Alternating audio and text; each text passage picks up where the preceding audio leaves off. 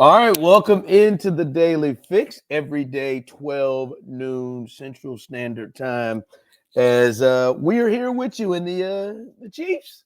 How about it? The NFL is shaping up. The what's wrong with them? Or how are they playing like this? 14-1 Kansas City Chiefs, who win on Saturday behind a great performance for the entire team. We'll get to a lot of what happened. A lot happened around the league as well. Yeah, well, we'll have fun right here on the Daily Fix as we do every single day. One here, we appreciate however you're taking us in. If you're on Twitter anyway, please share with others. If you're on YouTube, please share with others as we want to continue to help have this thing grow and give this great content to the folks out there. This is the Daily Fix, by the way, with your host, Ron Hughley, right there in the small box where he rightfully belongs. It's Steve Serta. Hi.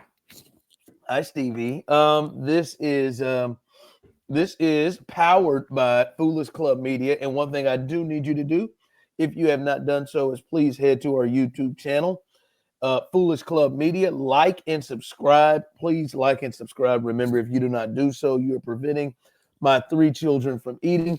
Not going to hold you too long. Coming up in the final segment, this could go bad, but it is a safe space.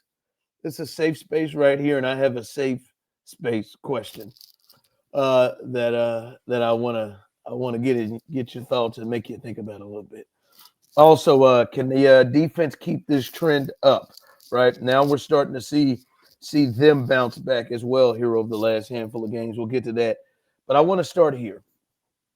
And there has been a fear, I think, around the league. At least it was at first, Serta. And now I think people just started to think, well, this is them. But there's been a fear of, man, these jokers are 8-0. They're 9-0. They're 9-1. They're 11-1. They're 13-1. But we haven't really seen them play well. It don't seem like they're even playing good football. And I think there has been a thought of, man, what if they do play well? What if they do play in a game? What will that look like? I think this is the closest that we've seen to an A game. And I think there is a fear of, wow, we still know it can get better than this. And this was the closest thing, right? Because I think this is their best performance to me, Serta, since the 49er game, in terms of which say, all right, look at the opponent, look at what they did. This is the best performance in terms of, that's a championship level performance. They can play like that and win it all. And this is the first time we've seen that. And I think the league fears the Chiefs A game. And they know this is probably the closest as it's gotten, but they still know, they left a couple of big plays out there. They didn't run the ball as well as we probably think they can. Hollywood Brown just played for the first time on the team. You saw one major big play that they missed between each other in which he was wide open. You saw Justin Watson get his fingertips on a ball. Like, you saw the defense probably still without Steven Nelson yet, right? You saw some deals, and you're like, I know this was another quote unquote one possession game, sort of, but we all know it really wasn't. And nobody at any point, even when Tank Dell caught that touchdown that you thought would have tied it up, I don't think anybody really thought the Chiefs were in danger of losing that game. And yes, it was an 8-point game, but Steve, we know that Kareem slid at the 10 to stop himself, and they would have scored their season high. And you look in there and you're like, these jokers got into the red zone 5 times, and 3 times they scored touchdowns, and 1 time they kicked a field goal, and the other time they kneeled to end the game. Like, you're starting to see that, and I think there is a fear of, we've seen Buffalo's A game, we've seen Detroit's A game, we haven't seen the Chiefs A game, and they're still 14-1. Yeah, this is one of the few times all season, and I mentioned this on the postgame show, where late in the fourth quarter, I was like, they got this. Like, I'm not worried. I'm not worried about the defense giving up a long drive to tie the game or something like that. And yes, they left some things on the field, but it was the first time where you like went into this thing and felt confident with the way the offense was playing. And it's like, yeah, they looked awesome and they were efficient. And when you're that efficient and when you have that many guys that the defense has to worry about, and then if they actually hit on one or two of these big plays a game, we're talking about a totally different team, especially if you get this kind of pass rush on a consistent basis from the Chiefs. Like, this was easily their best overall performance of the season. Got 2 takeaways, didn't turn the ball over, um, and scored touchdowns in the red zone, right? And they would have been in the mid-30s had they wanted to. Hell, I think Kareem could have scored, to be honest with you, if he wanted to. So, and this was the closest to their A game. I'd say this was probably a B+ performance for them, and I think they can beat anybody in the league with that performance. But it can get better than that. So yeah, shout out to them. That A game, it still ain't hit yet, but that was as close as it's got. All right, can the defense keep this trend up? Because this is starting to get to a place of, last year where you can depend on them, and now adding the other element. See, Serta, over their last 4 ball games, Raiders, like, it is crazy some thoughts we've had and looked at. Raiders game, 17 points. Chargers game, 17 points from the defense. Cleveland, 7 points from the defense. 19 in the game on Saturday against the Texans, all under 20 points, 4 straight games. And in that, Steve, they got 13 sacks and 8 turnovers in those 4 games. We talked about the pressures being issues, and that's just sacks, sort of, not just pressures, right? I would argue at least the second interception from Stroud at the end of the half, they had no business throwing. That wasn't a sack, but that was caused by pressure. That man had to do a jump pass in his mind to try to get through because the pocket was collapsing. If they can keep this up, and right now when it's 4 games in a row, sir, it's not just a one-off. Like, this is a trend. They're turning folks over, they're keeping people under 20 points, and they're getting pressure on the quarterback. And Steve, how about that? Now the back end looks completely different. It looks better. Although I think it did help that, you didn't have Shamari Conner to pick on a little bit. And yes, they still got some problems. I would love to understand why Joshua Williams does some of the things he does, why sometimes it seems like corners hand receivers off to safeties and linebackers that they don't have any idea that they're handing them off to, and then you look over and they're covering the flats, and there's not a soul even threatening to run to the flats. They've got their issues. There was a 3rd and 13, a couple of 3rd and longs that were picked up way too easily, but they are taking the ball away. They are making you kick field goals. They are keeping you under 20, and they're getting pressure and sacks on the quarterback. And you know what? It ain't just Chris Jones. It's everybody playing off of Chris Jones. That's the part. I mean, Charles Omenihu may not have gotten a sack in this game, but I mean, he was on C.J. Stroud. Those stunts, all those games they were playing. His rush forced the second interception. So this group now, McDuffie's got 2 picks in two straight weeks, and he couldn't get one his whole career. This is a hell of a trend that the Chiefs are on right now. I think the biggest difference maker for them over this stretch is the pressure, and the pressure is help leading to turnovers. How about that? And they went so long this season without forcing turnovers as a defense. It's like that makes a huge difference to where even when in the first half you give up a few big 3rd and longs, and some of this too was CJ Stroud being a special player. Like, they were all over CJ Stroud, and CJ Stroud, to his credit, was playing really well in the first half. And then in the second half, they really slowed down after the Tank Dell injury, and the Chiefs were just getting after him. Spags was dialing up the blitzes, and Stroud just had nowhere to go with the ball. And they did a really good job on Nico Collins, who has been shredding virtually every secondary that he's gone up against this season when healthy. Like, this version of the Chiefs defense isn't as dominant as last season's, but this version of the Chiefs defense is certainly good enough to get you where you want to go.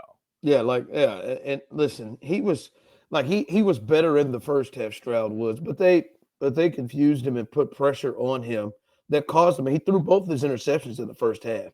The first drive that was just both of them should have never been thrown, but the second one was definitely contributed by the pressure, and to me it's like, yo, man, the touchdown pass off the gruesome injury to Tank Dell, man, you got to tip your cap, right? Like, that was well defended. He was pressured. He just dropped it in the bucket, and he was able to catch it while his knee was shattering. So I mean, like, hey, man, like, you tip your cap to those guys on that play, or the game's really not close.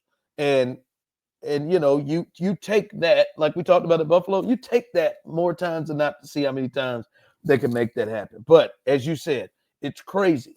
Pressure is leading to turnovers. How about that? Pressure and the thought of it is leading to turnovers. Can they keep doing that? All right.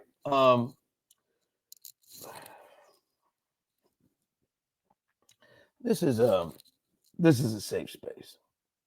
And I know there's people who may not want to talk about this, but I just want to throw this out. And I'm just curious because this is one of these situations, in my opinion, I feel like in 2024, a lot of people may have been thinking something, but it feels like this is one you're not supposed to say or talk about. But we will here on the Daily Fix.